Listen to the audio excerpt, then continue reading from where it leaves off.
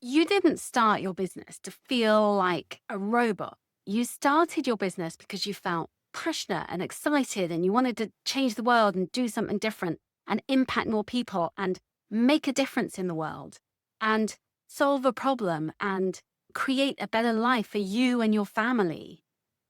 And somehow along the way, you've got caught in this hamster wheel of trying to do all the things and be this person that you didn't start out wanting to be. You wanted to have fun and build something that felt good and excited you.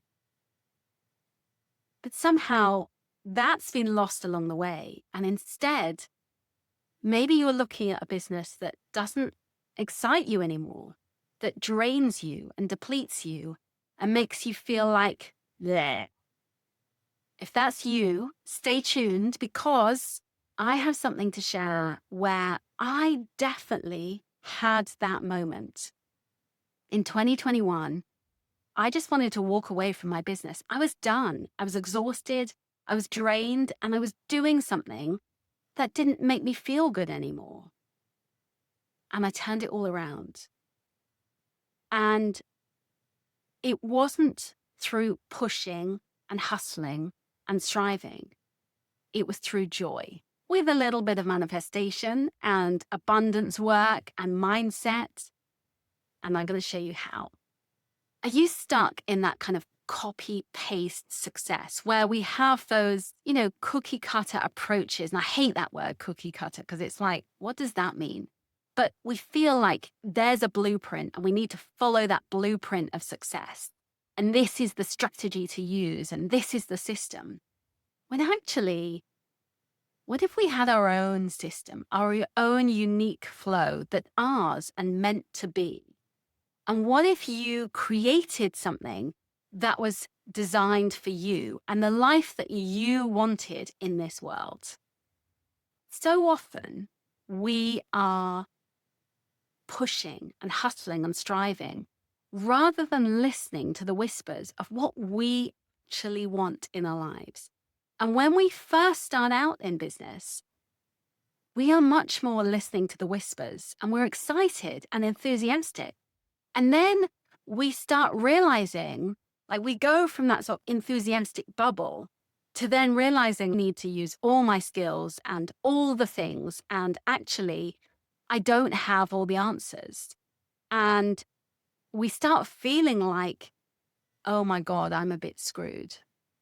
And if you feel like that, where you feel like things aren't going the way that you plan them to go, then I promise you there is another way.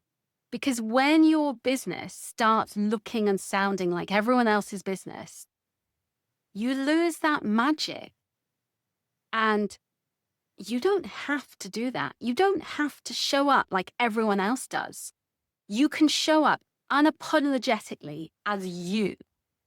And when you start owning your power and stepping into the person that you are meant to be and being the powerful version of you rather than the timid, mediocre, sort of samey version everyone else is, then things begin to shift for you.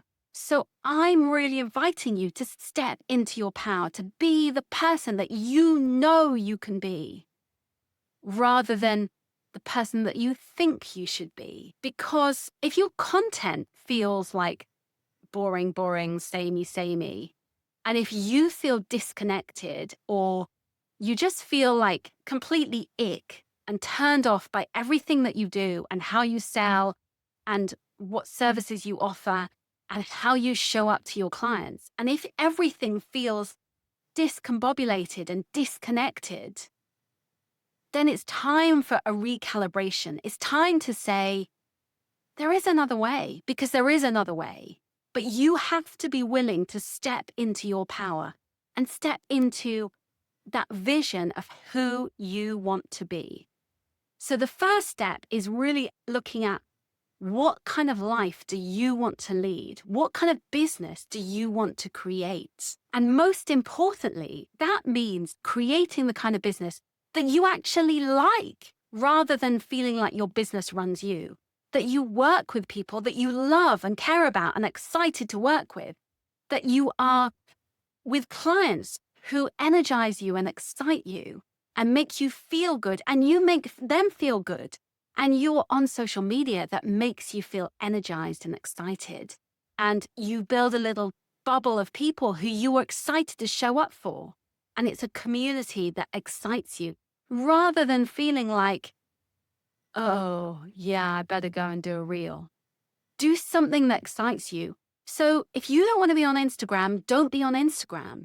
If you want to be somewhere else, go and be somewhere else. Meet your people where they excite you and energize you. So this is my sort of framework. And it's not really a framework. It's just a sort of really simple 4 notes that I want you to really think about, that will help you in figuring out the best way for you to create something, a business that you love and makes you money and is profitable, rather than feeling that you are drained and depleted by it. So the 4 steps. Number 1 is you need to own your story. And what I mean by that is, rather than feeling that you need to have the same story as everyone else, you own your story. I remember when I first started out in coaching, and I just also kind of was in motherhood, and I was trying to tell a story of motherhood, but my story of motherhood was so different to everyone else's.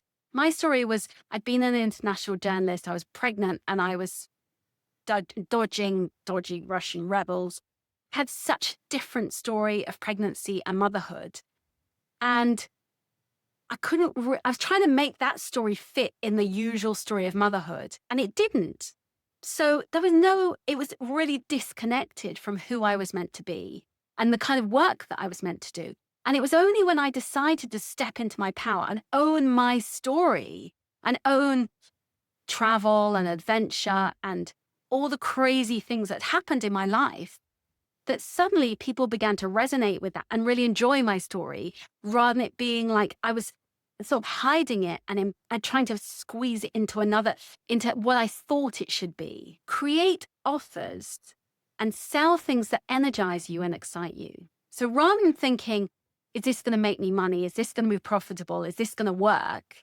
Create something that is going to fill you up and light you up and excite you. Because when you're energized and excited by it, that reverberates. When you are doing something just to make money, it doesn't have that same reverberation and things don't flow. I have talked about this before, but I was working with this really big influencer, and she had like 2 million followers, and we created this series of digital products and it flopped. And basically, it wasn't the right alignment and energy.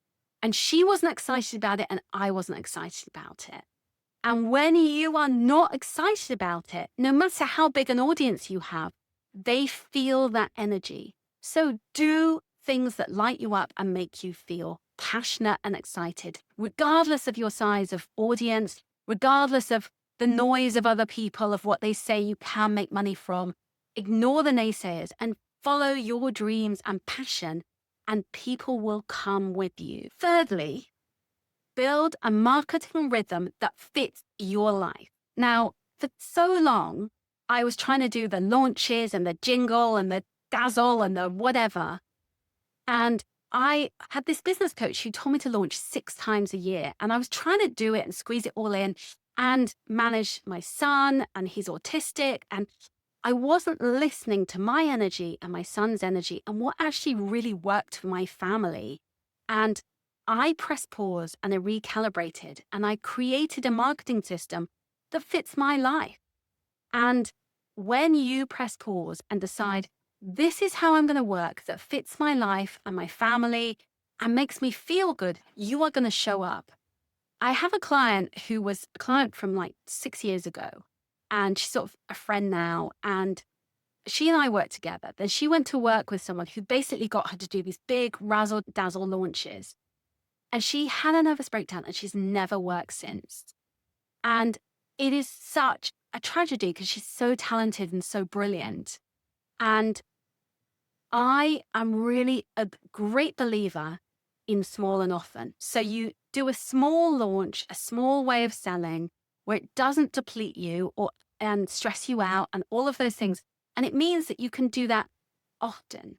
So you're not doing it all the time, but you're doing it in a way where you can schedule your email, schedule your posts, and do it in a way that feels good. So it fits your life. Like I just had, Easter holidays. I wasn't really working for a month, but I was still selling because I'd made sure that I scheduled everything and did everything in advance. My final 4 steps is also about pricing. Now, so often we kind of price because we think we should be pricing at this figure. This is what people do. Go for the big number. Go for alignment. What feels good for you? So don't follow, do alignment in your pricing rather than approval. Don't chase the Joneses. Do what feels good to you, because when it feels good, it will flow and it will sell. And so when you feel comfortable in saying, this is how much it is, it's going to be a much easier sell than when you're like, and you feel awkward and embarrassed. So go with something that feels good to you and makes you happy and excited to work with your clients. And you will attract in the revenue and the kind of desires that you are wanting to create. It's a co-creation between you and your clients. So you can build something beautiful together. It's got to feel good to you in order to sell. So if your business doesn't feel right now, this is your permission slip to press pause, recalibrate, and create a life that you love and a business that you love. You don't have to do everything. You don't have to follow the rules that everyone else follows. Listen to your own inner wisdom. Create your own marketing plan that works for you and your life.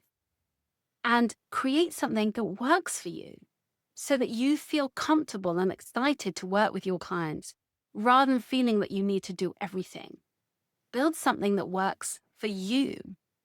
If you liked it, please stick around to subscribe. I'm excited to share more stories and inspiration with you along the way. Thanks so much for being here. Bye for now.